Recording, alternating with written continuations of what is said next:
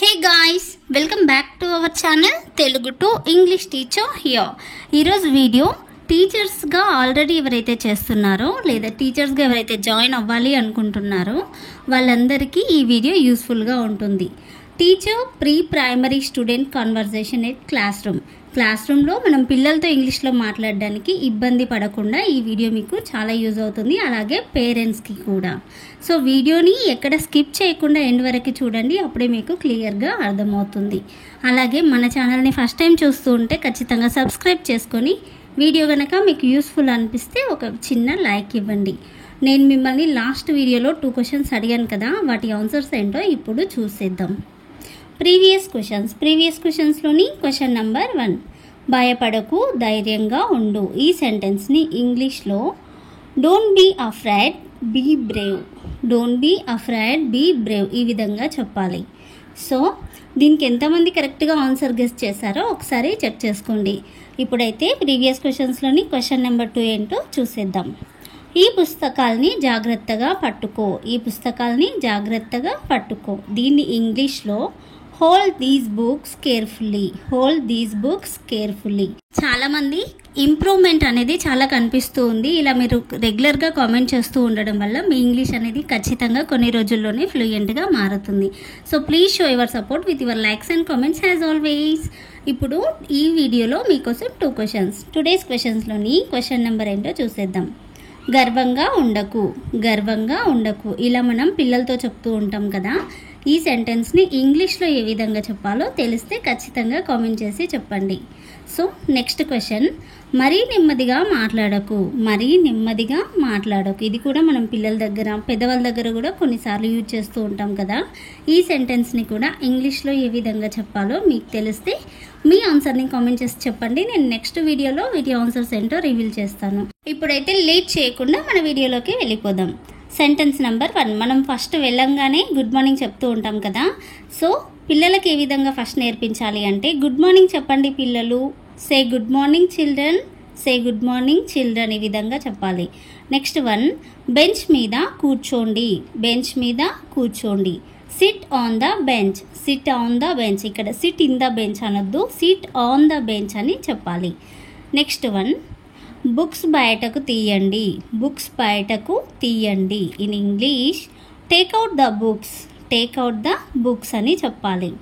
పిల్లలతో మనం ఈ విధంగా మాట్లాడుతూ ఉంటే వాళ్ళ ఇంగ్లీష్తో పాటు మన ఇంగ్లీష్ కూడా మారుతూ ఉంటుంది.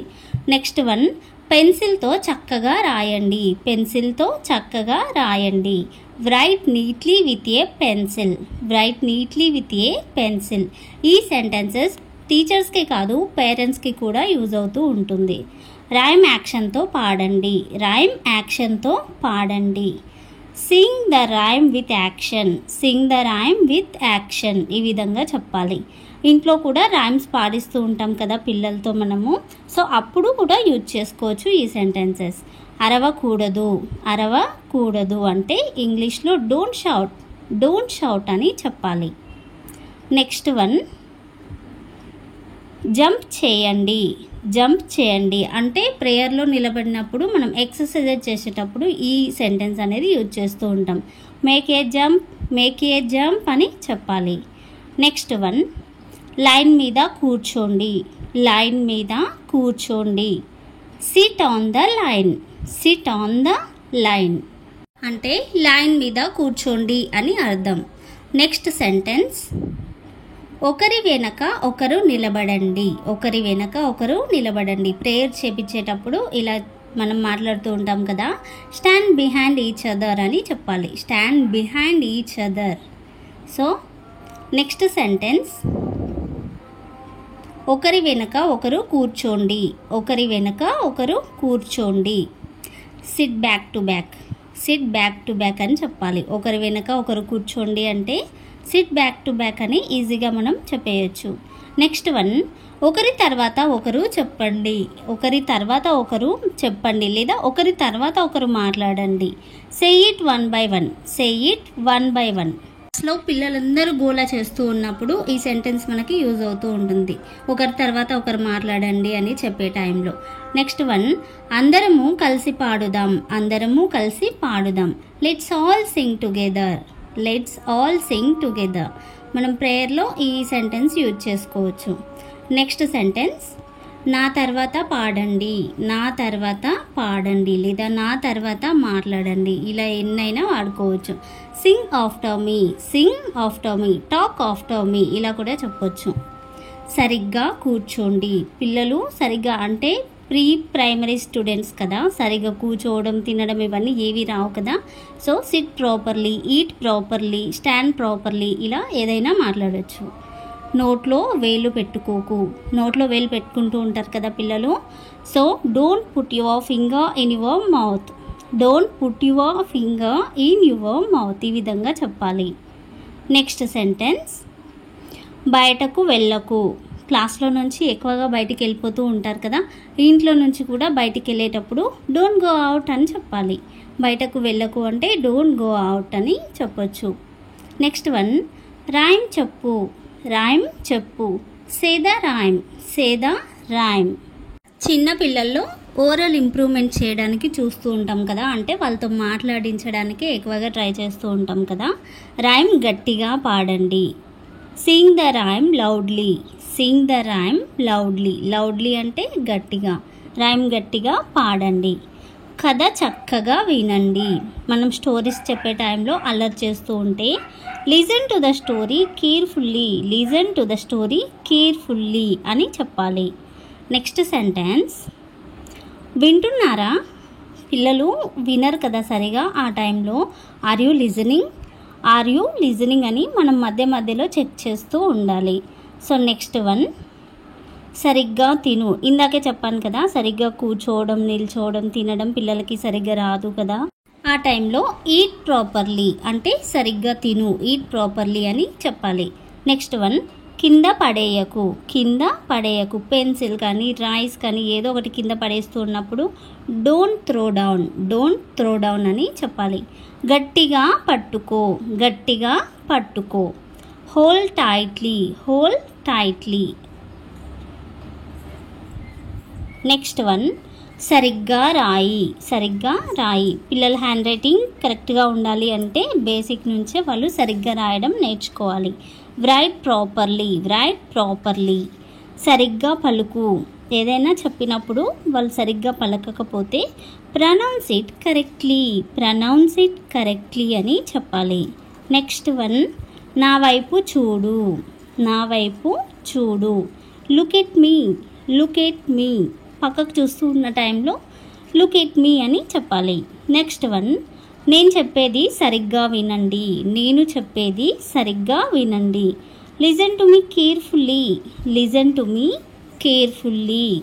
నెక్స్ట్, మీరు చక్కగా నిలబడండి, మీరు చక్కగా నిలబడండి లేదా మీరు చక్కగా కూర్చోండి అని కూడా చెప్పొచ్చు. స్టాండ్ ప్రాపర్లీ, సిట్ ప్రాపర్లీ, ఇలా ఏదైనా మాట్లాడచ్చు.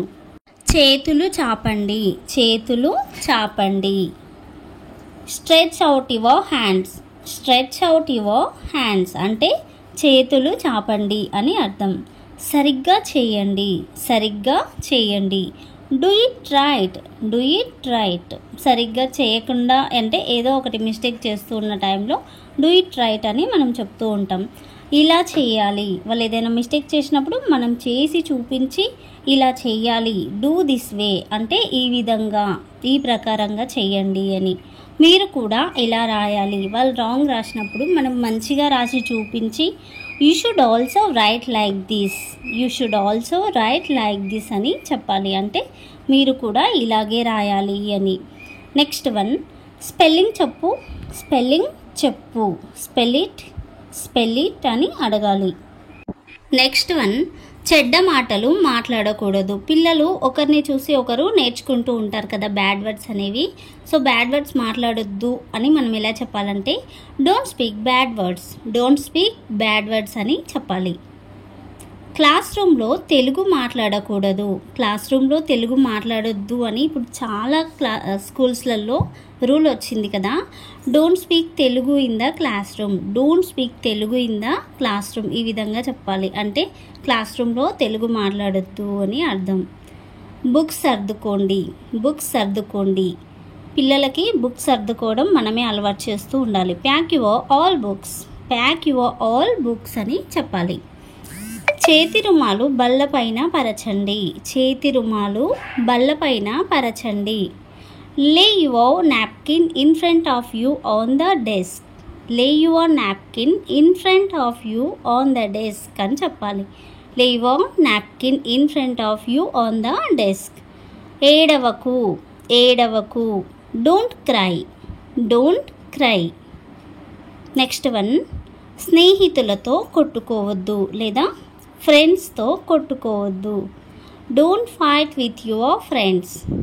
Don't fight with your friends. అదే ఇంట్లో అయితే don't fight with your siblings అని చెప్పొచ్చు. నెక్స్ట్ వన్, దొంగతనం చేయకూడదు. This is the last one.